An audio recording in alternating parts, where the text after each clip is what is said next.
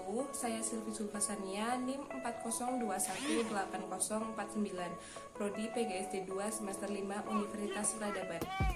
Pada video kali ini saya akan menjelaskan bagaimana cara mengajarkan IPA di sekolah dasar. Berbicara tentang IPA, dari sebuah survei yang dilakukan oleh peneliti independen di Eropa, sebanyak 51% siswa mengatakan bahwa pelajaran IPA itu merupakan pelajaran yang sulit, membingungkan, dan membosankan. Ada seorang siswa yang bertanya kepada seseorang, "Kenapa sih kita itu harus belajar sains, sedangkan ilmu ini nggak terpakai kok?" Seorang guru menjawab, "Kamu salah, nak.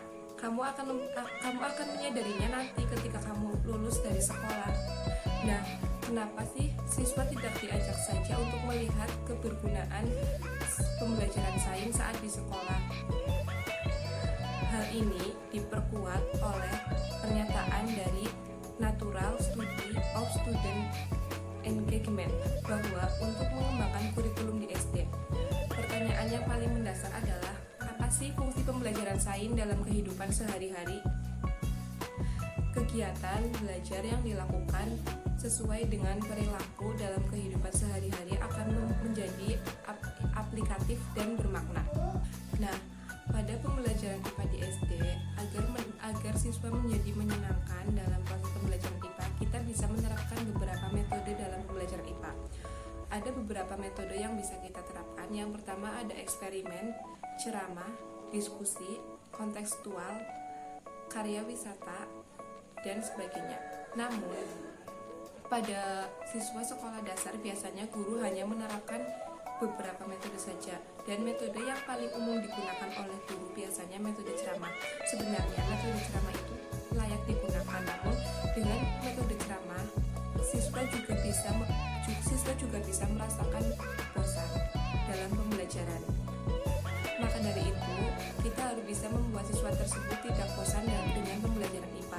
Kita bisa menerapkan metode lain, seperti metode diskusi, tanya jawab, observasi, eksperimen. Contoh, misalnya pada metode eksperimen, kita bisa mengajarkan pada kelas 4 yaitu menanam pohon-pohon kecil.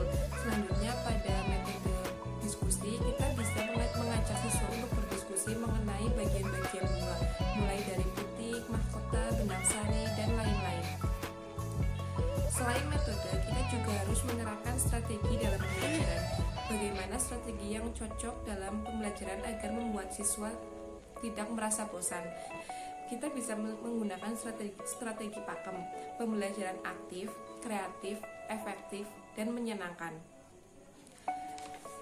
Selain itu, kita juga harus menerapkan strategi discovery. Jadi, dalam strategi ini, siswa dituntut untuk lebih aktif dari guru. Jadi, pada proses pembelajaran itu, pada proses pembelajaran itu menerapkan student center bukan teacher center, karena siswa dituntut untuk lebih aktif dari guru, sedangkan guru hanya sebagai fasilitator atau pembimbing. Selain itu, kita harus menerapkan alat pembelajaran dan media, karena kita harus bisa menerapkan media dan alat pembelajaran yang cocok untuk materi yang akan diajarkan agar siswa tidak merasa bosan dan lebih menyenangkan. Sekian video dari saya, kurang lebihnya mohon maaf.